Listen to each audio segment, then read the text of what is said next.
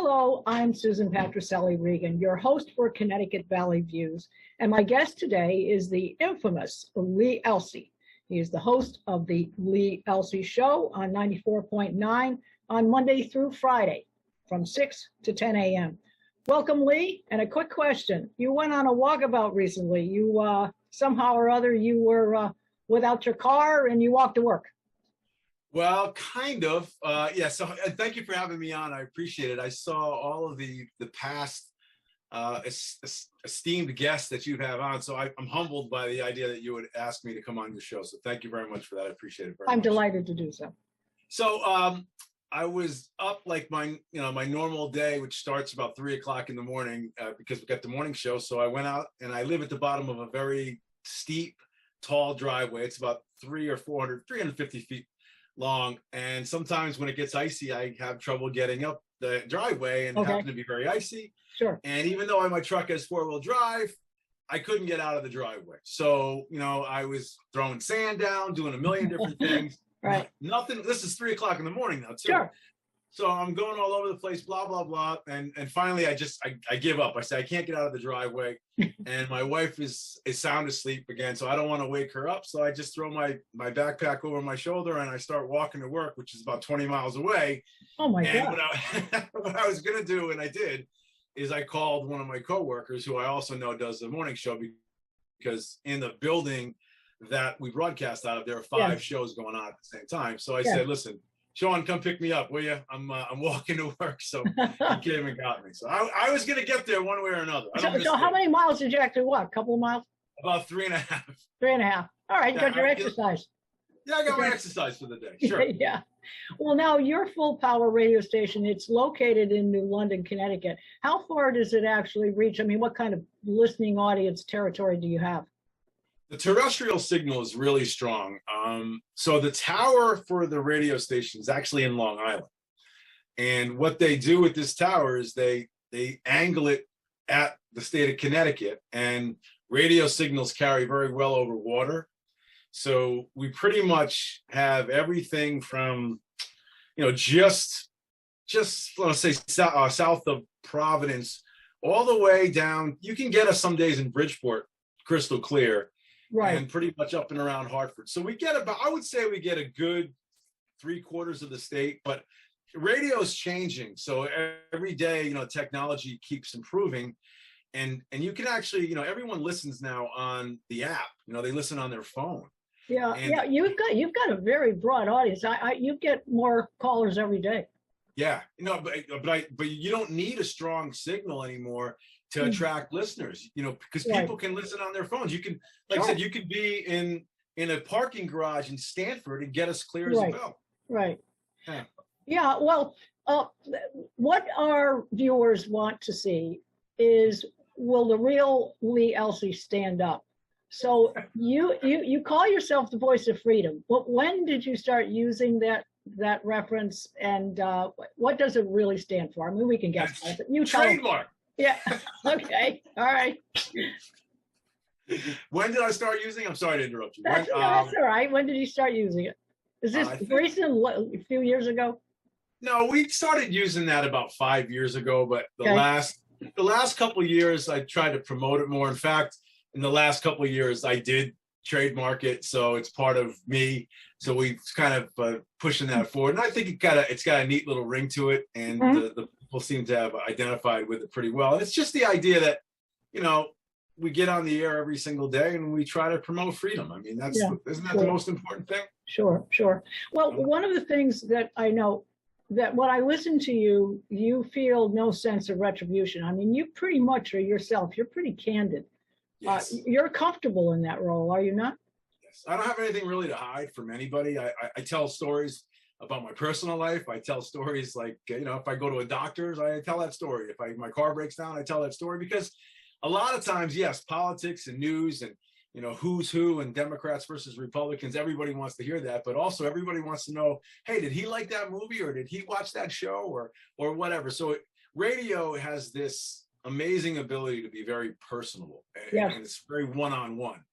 And I try to do that every single day. So I really, I just let it all hang out. In fact, I always think of my listeners as my psychiatrist. What I note is that when I listen to other radio stations, they're very careful. They let people on, they let them talk, they let them ramble and so forth. But if you don't like someone, you just cut them off, and which is fine. I mean, it's your show. Well, I don't really know if I cut people off. I have a core set of, we got a lot of callers, but we also have a lot of callers who call there's a certain amount of callers who call every single day. And usually those guys and gals are, they become almost like, part of the show. So you give them a little extra leeway to kind of do what they want to do. So yeah, no, I try to let everybody have their 5 minutes or 15 minutes. The other thing I noticed too is that you give your guests a lot of time to talk. Right. And sometimes I know that other hosts, they jump in, they want to make sure they get their 2 cents, or they want to refer to something that, in their past that identifies with the caller. And you actually let people talk at some length. And I think that's a great attribute, because when you do so, you're actually being hospitable to the guest who wants to get their message across, whether it's important or whether it's just an everyday caller who wants to kind of spout off or rant or whatever it is. But you're always very courteous to it, and that's an admirable feature when you're an interviewer. Well, I appreciate that. I do try to do that, and it's simple. I have plenty of time to be me, right? So if you're on my show and we block out a certain amount of time, I can kind of do my own thing in my own time. I'm there sort of to facilitate a conversation. Like you're on the show with me, every other week now. And so, if you have something you want to say, I'm going to give you the opportunity to say it. Now, there may be some times when I would disagree with something that somebody says, and I'll push back. But for the most part, it's almost like you've, blocked out some time, and we're just having a talk, and it's sort of like your world, and I'm just a part of it for that little while. Right. Now, when the subjects that you pick, the guests that you have, do you choose them according to what seems to be the most critical subject matter of the day? How do you go about picking your guests? Or do they sometimes ask if they can be on, or set a time or whatever? How does it work?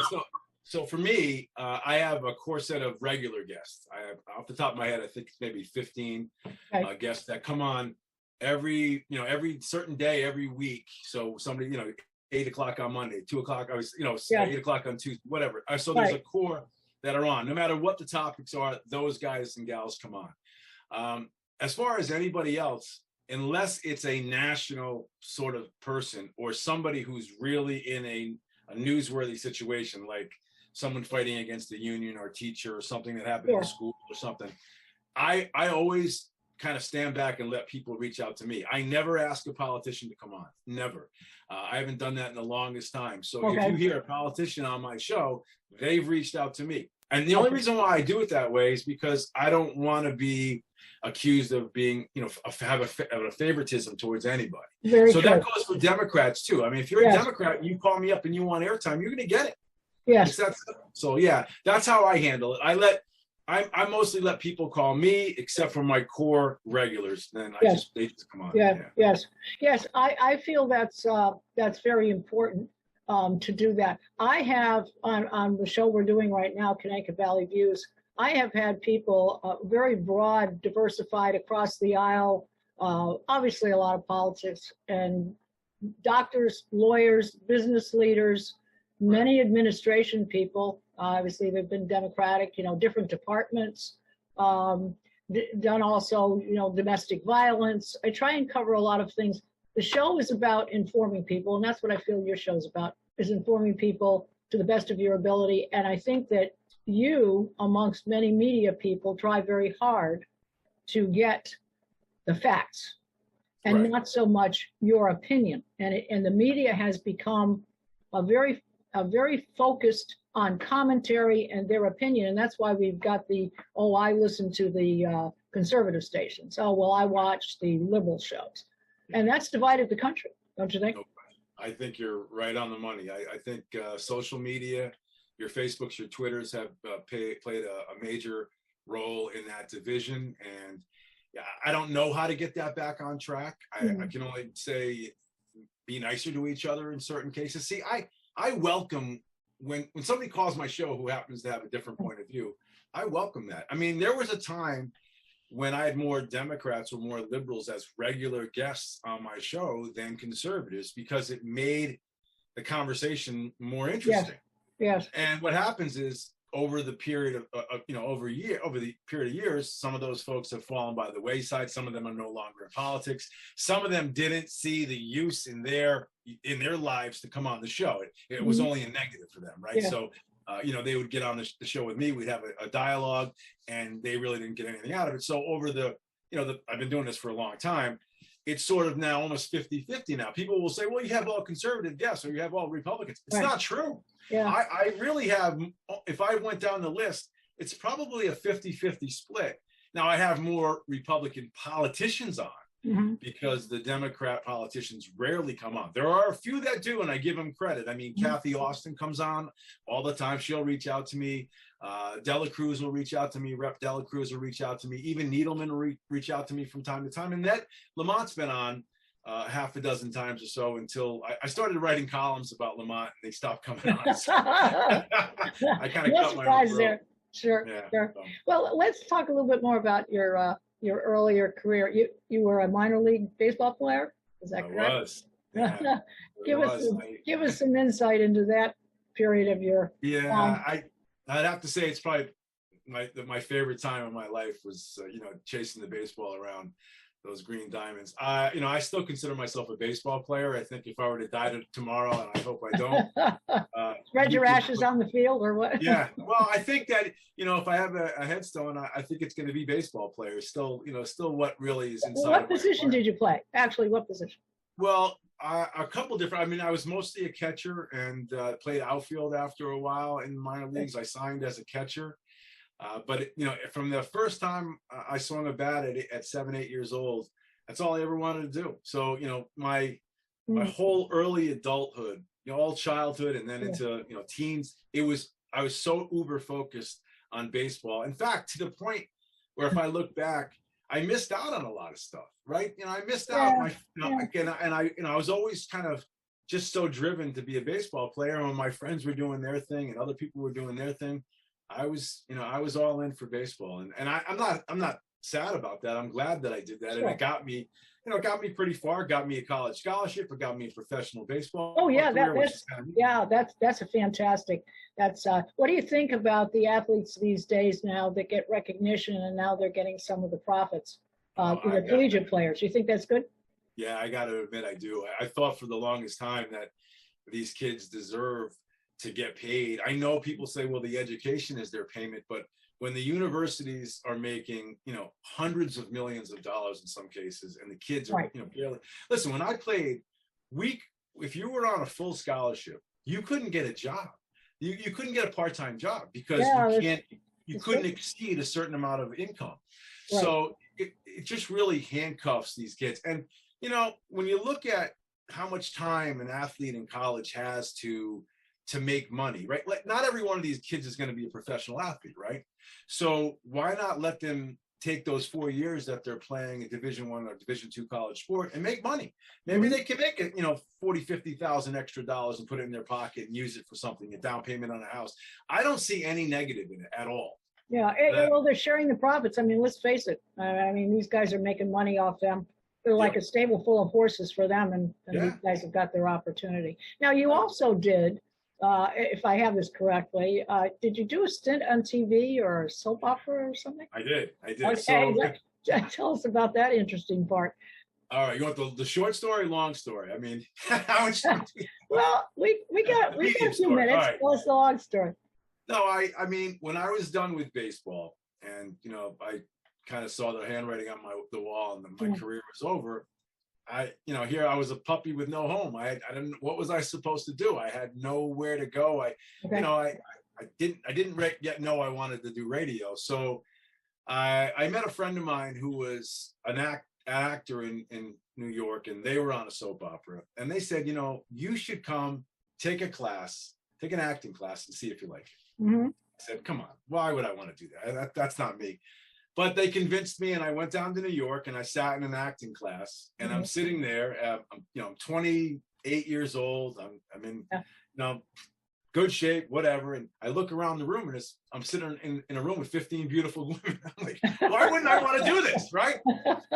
So I decided to start taking classes, and for the next year and a half, I took multiple classes a week. I traveled back and forth to New York. I worked part-time on the radio, and I did a lot of black box theater, like that's off Broadway stuff. Okay.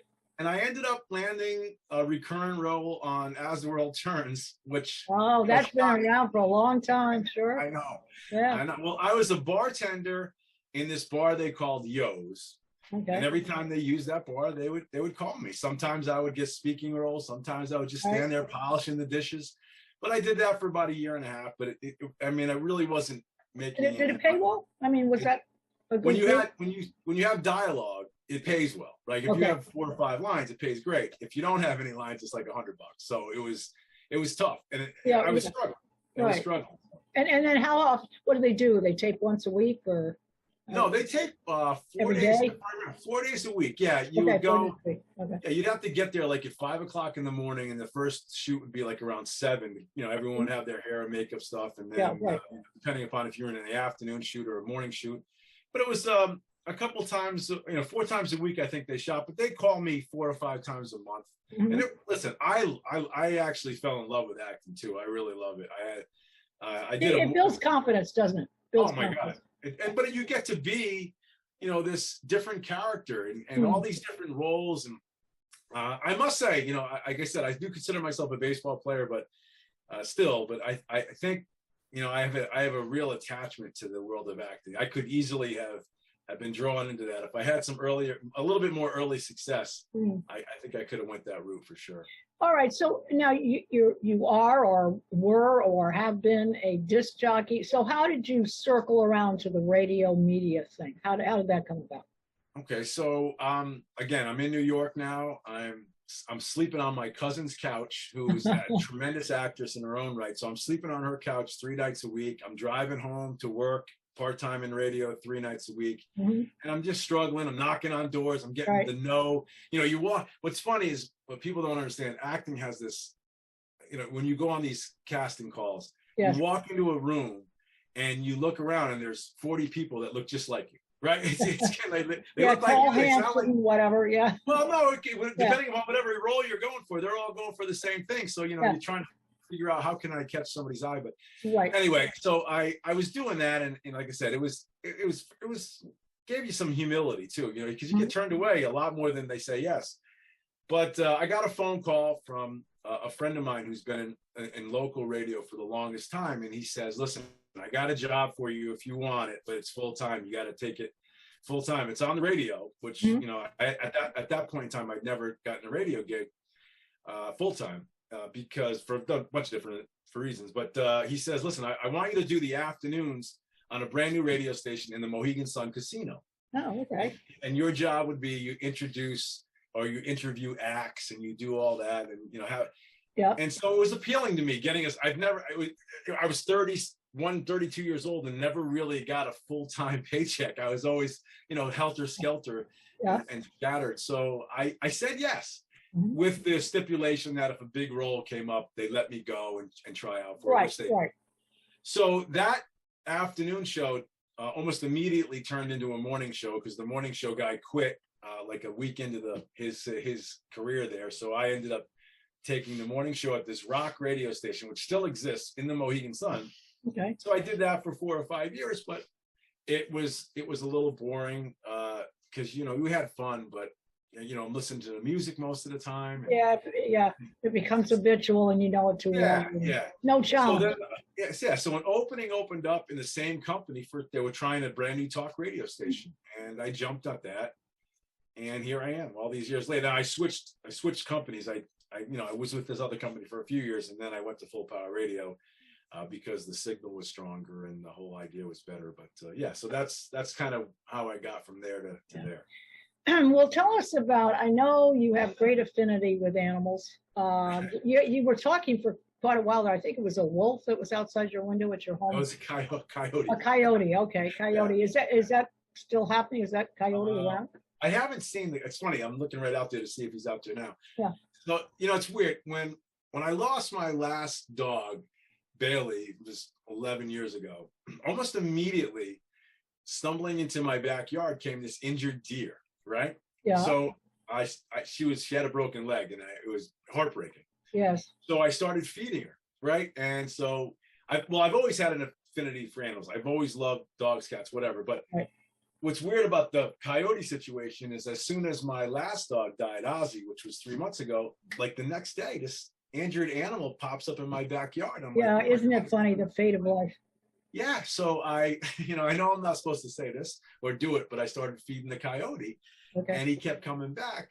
But I haven't seen him in probably 3-4 weeks. My guess is, it probably didn't work out. It's hard for them to survive if they're injured like that. So. Yeah, we've had some bitter cold, and if they don't find enough to eat, they don't. Well, you and I share that same thing. I love creatures. I would rather spend the day with my dog than anybody. I think. I hate to say that, but that's just the way I am. Yeah. Well, let's talk about, you have a very beautiful wife, Christine. Is that correct? Thank you. Yes. Yeah, very lovely lady. How did you meet her? How long have you been married? We've been married for 17 years. Wow, great. Congratulations. I know.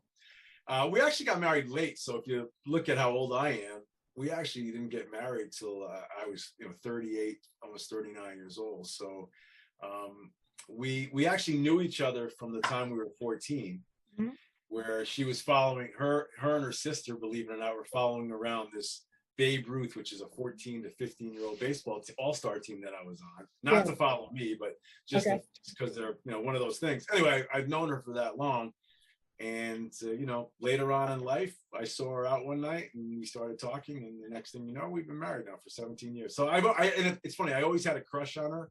Yeah. I was always afraid of girls growing up.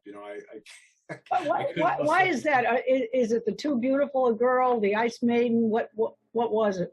I think maybe you were a great baseball player. Oh, that's nice. I don't know. Maybe it's just the rejection, the fear of being rejected at that time. And when I got into my mid-20s, late 20s, that sort of kind of went away. But when I was young, if a pretty girl looked at me, I was like, yeah. So, yeah. Well, so now, having had this 17 years of experience, people always talk about what makes a good marriage. What's your opinion on that? Is it being friends first? Is it common interests? Is it actually being opposite to many things? What do you think contributes to a good marriage? God, it's such a great question. The truth is, me and my wife are opposites in almost every way. She is really not a sports fan. She's not political at all. She works in healthcare. I think it's just, you find time for to be with each other and do things that you both like. But at the same time, I'm very much of a person who's comfortable being by myself. So I don't need someone in my shadow all the time. And she's actually the same way. So that's actually a good thing. So we don't have I agree. That neediness. Neediness is the right word. There are a lot of people that really require that, and that becomes very tiring. And right. Yeah, but whenever we're doing something together, we have a good time. But we also have a great time when we're probably doing things on our own. It's like she does her own interests and I do mine, and I think it's a good thing. And, when we don't have. And because we don't have any kids, because we got married, like I said, a little bit on the late side. So, whenever we have an animal in our lives, that becomes our kid. So it really, it's weird how our world completely changes and sort of goes in around that. So sure. Well, it's interesting to get that aspect. Now, you said she's in healthcare. Yes. What kind of what is her? She's a physical therapist. Physical therapist. Okay. Yeah. And there's a lot of need for that, not only for the elderly, but for people in general. People are suffering so much from the stress of this COVID thing, and life in general. That kind of support, which is natural, not taking medicine, is really the best kind. It really is. It's a healthier way to go. Have you're always interviewing politicians. Have you ever thought of running for something yourself? Yes, I did. Okay.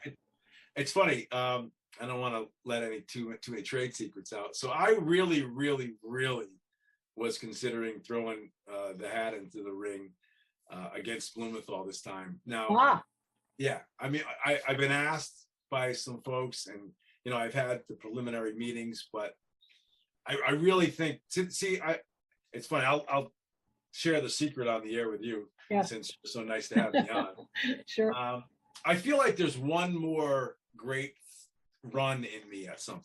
Yeah. Right. So I feel like I did the baseball thing, I did the acting thing, I've done the radio thing. I don't want to give up the radio thing, but I feel like I have something more to offer folks. Sure. So I did think about that, and what happened was, unfortunately, and I keep going back to my sort of personal sadness, is that my dog died like 4 months ago, and I had to make a decision, like really right around that time, and I just wasn't mentally into it. And plus, I've never done it before. Like I don't even know where to begin. It's somebody who talks to politicians every day. I wouldn't know where to begin, how to do that. Yeah. And this is a huge undertaking, and I understand that. Yeah. But well, what's that? I think sometimes it's just you get into it, and if you're a fast tracker and you hit the ground running, you can find that the people who have been in that particular arena for a long time, you find out that you're a lot smarter than they are, and you actually end up being better at what they're doing than they are. They just have a practice trade. And so let me just say to this, for your viewers, if they want to sign up, listen to you on a regular basis, they get the app, right? They can listen to you daily, Monday through Friday, 6 to 10 a.m. Yeah. And any kind of information you'd like to give to be able to get hold of you, or your website or your email address. Well, I would love it if some of the people from that side of the state could listen in, because you get a chance to hear all kinds of different folks, politicians, and we do that every day. We also try to have some fun, but you can go to my website, which is leelci.com, and that's sort of in the works, but we've been toying with that for a while. And on my Facebook page, you can like that, and we can have some fun there as well. Well, it's been great spending time with you, Lee, and I will definitely be listening to you every day. And I want to remind everyone, our viewers, that you can see all of our programs on ctvalleyviews.com. This is Susan Patricelli Regan. Thank you for joining us today. And please be sure to see all of our shows. And I am so grateful to have Lee on today as my guest. Thank you very much.